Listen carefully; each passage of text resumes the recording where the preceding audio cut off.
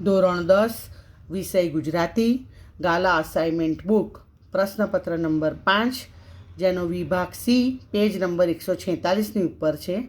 વિદ્યાર્થી મિત્રો, વિભાગ સી એ વ્યાકરણ વિભાગ રહેશે, જેમાં 33થી 40 સુધીના પ્રશ્નો વૈકલ્પિક પ્રશ્નો એટલે કે કાઉન્સ આપેલા હશે અને આપણે યોગ્ય વિકલ્પ પસંદ કરી માત્ર જવાબ ઉત્તર વહીની અંદર લખવાના રહેશે. ચાલો દોસ્તો, આપણે પ્રશ્ન નંબર 33થી શરૂઆત કરીએ. નીચેના શબ્દોની સાચી જોડણી શોધીને લખો.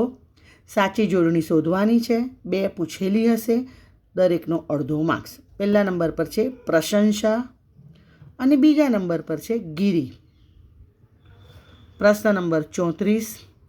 પો વત્તા અન શબ્દની સાચી સંધિ જોડો તો થશે પવન.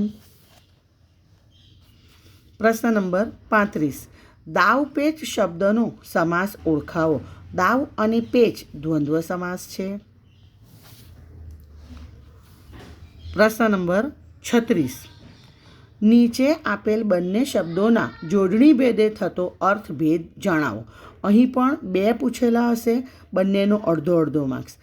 ગજ એટલે હાથી અને ગંજ એટલે ઢગલો.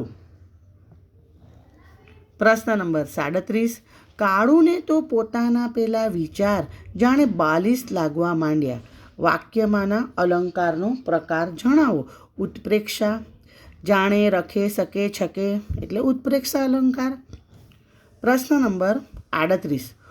ઉત્કંઠા શબ્દમાં કયો પ્રત્યય રહેલો છે તે જણાવો તો પૂર્વ પ્રત્યય. પ્રશ્ન નંબર 39. નીચેના શબ્દોના સમાનાર્થી શબ્દ શોધીને લખો. અહીંયા 2 પૂછેલા હશે, બંને અડધા અડધા માર્ક્સના રહેશે. મજરો એટલે કે ઝાંખો અને દ્રષ્ટિ નજર. પ્રશ્ન નંબર 40. ઋષિકા સંજ્ઞાનો આપેલા વિકલ્પોમાંથી સાચો પ્રકાર શોધીને લખો. નામ છે ઋષિકા એટલે વ્યક્તિવાચક સંજ્ઞા. અહીં 33થી 40 સુધીના આપણા પ્રશ્નો એ વૈકલ્પિક પ્રશ્નો, એમાં કાઉન્સ આપેલા હશે. હવે 41થી 52 એ વૈકલ્પિક નહીં હશે, એના અંદર આપણે જવાબ સમજી વિચારીને લખવાના રહેશે. ઓકે. પ્રશ્ન નંબર 41. નીચેના રૂઢિપ્રયોગનો અર્થ જણાવો. તુરિયાનો તાર જાગી જવો એટલે સમજણ શક્તિનો ઉદય થવો. સમજણ શક્તિનો ઉદય થવો. પ્રશ્ન નંબર 42. નીચે આપેલ કહેવતનો અર્થ લખો. બાવાના 2 બગડ્યા એટલે બંને બાજુની પરિસ્થિતિ બગડવી. બંને બાજુની પરિસ્થિતિ બગડવી. પ્રશ્ન નંબર 43. મહેમાનોની મહેમાનગતિ કરનાર યજમાન શબ્દ સમૂહ છે. પ્રશ્ન નંબર 44. નીચેના શબ્દનો વિરોધી શબ્દ લખો. સુગંધ તો થશે દુર્ગંધ. પ્રશ્ન નંબર 45. નીચેના વાક્યને કર્મણી વાક્યમાં ફેરવો. હું તો ભૂતકાળ બાદ કરીને જીવતો હતો. તો હુંનું થઈ જશે મારાથી, કેમ કે કર્મણી છે.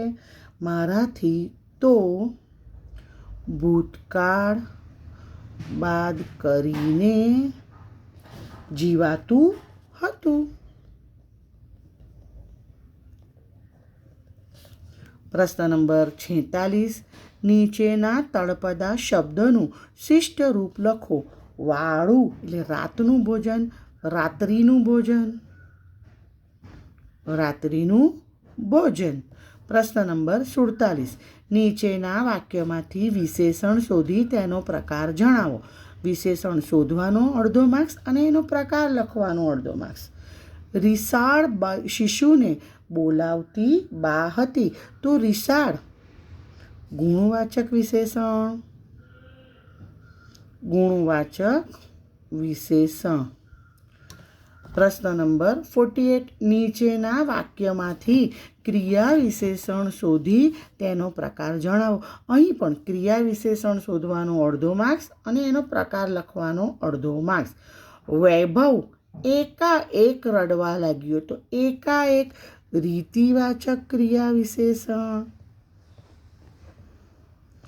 ક્રિયા વિશેષણ. આગળ વધીએ.